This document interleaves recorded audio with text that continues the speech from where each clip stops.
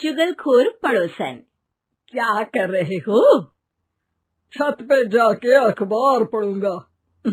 बस यही करो। तुम्हें पता भी है कि बहू क्या गुल खिला रही है? उसने नया फेसबुक अकाउंट बना लिया है। रोज 10 फोटो डालती है।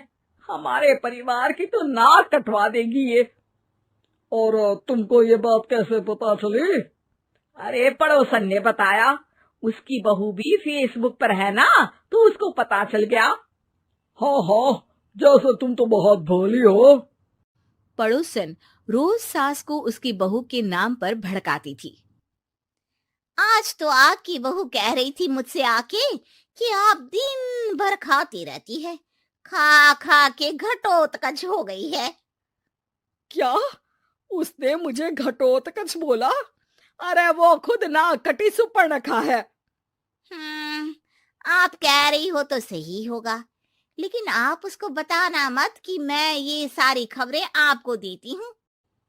शाम को जब बहू पड़ोसन के पास जाती है, आज तो तेरी सास तुझे सुपर्णखा कह रही थी, कल ताड़का भी कह देगी।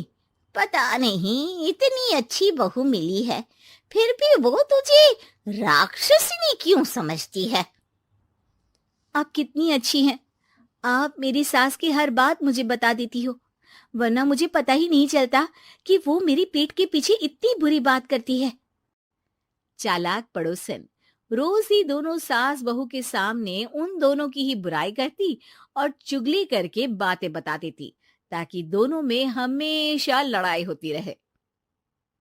आपने तो बस छत पे बैठ के अखबार पढ़ना है और चाय के घूंट पीना है। बहू की वजह से मुझे तो जहर के घूंट पीने पड़ रहे हैं। कल वो मुझे मोटी घटोत्कच बोल रही थी। तो तुम भी तो उसको नाक कटी सुपर्णखा बोल देती ना। हाँ हाँ, वही बोल दिया मैंने उसे। आप मुझे कितना समझते हो। बहुत अच्छे से। अब मुझे वो ये बात पड़ोसन ने बताई ना, वही तो है आपकी शुभ चिंतक। पर मैं इस बहू को ना सबक सिखा के ही रहूंगी। जरूर सिखाना चाहिए, पर आज तुम मेरे साथ शाम को छत पे बैठना, एक तरकीब बताऊंगा। बिल्कुल बिल्कुल, कितना ध्यान रखते हो जी आप मेरा। मैं ना सब ध्यान रखता हूँ। शाम को जब सास और ससुर छत पर बैठे होते हैं कि यहाँ खड़ी हो जाओ, यहाँ से ना तुमको पता चल जाएगा कि बहू की अगली चाल क्या है। अच्छा, कैसे? सवाल मत पूछो, जैसा कह रहा हूं वैसा करो। थोड़ी देर में ही छत पे बहू की आवाज आने लगती है। मेरी सास लायक ही नहीं है। मुझे पता होता तो सास बहू की भी कुंडली मिलवा लेती पहले ही। तेरी सास तो मुझे भी पसंद नहीं है। मेरे पास जब भी आती है तेरी बुराई करती रहती है। कभी सुपर्णखा कहती है, कभी हिडिंबा कह के कामचोर भी बोलती है। अरे कभी कभी तो चुगलखोर भी बोल देती है। काश आप जैसी होती मेरी सास। ऊपर छत पे पड़ोसन और बहू की आवाज सुन के सास के होश उड़ जाते हैं। समझी? जी समझी। सुबह तुम्हारे सामने ये बहू की बुराई करती है और शाम को बहू के सामने तुम्हारी। मतलब आप सिर्फ अखबार नहीं पढ़ते, सारी खबरें भी रखते हैं। अब तो इस पड़ोसन को भी सबक सिखाना पड़ेगा। शाम को सास बहू को जाके पड़ोसन की साजिश के बारे में बता देती है। हाँ, मुझे माफ कर दो माँ जी। तुम भी अपनी माँ जी को माफ कर दो, इन्होंने भी तो तुमको बहुत कुछ कहा है। अरे बस बस, अब ये सोचो कि पड़ोसन को सीधे कैसे करना है।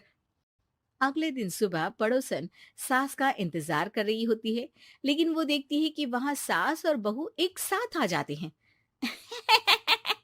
अरे अरे, आज दोनों एक साथ। हाँ, सोचा कि बहू की पीठ पीछे बुराई करने से क्या फायदा, मुंह पे ही बोलती हूँ मैं। हाँ, मैंने भी सोचा आपको 2 बार मेहनत करनी पड़ती है, एक ही बार में काम खत्म कर लोगी। हैं? वो मैं आप लोगों को कैसे पता चला? क्योंकि ऊपर वाला सब देख रहा है। पड़ोसन ऊपर देखती है, वहां ससुर खड़े होकर हंस रहे होते हैं। मतलब आप हमारी बातें सुन लेते थे?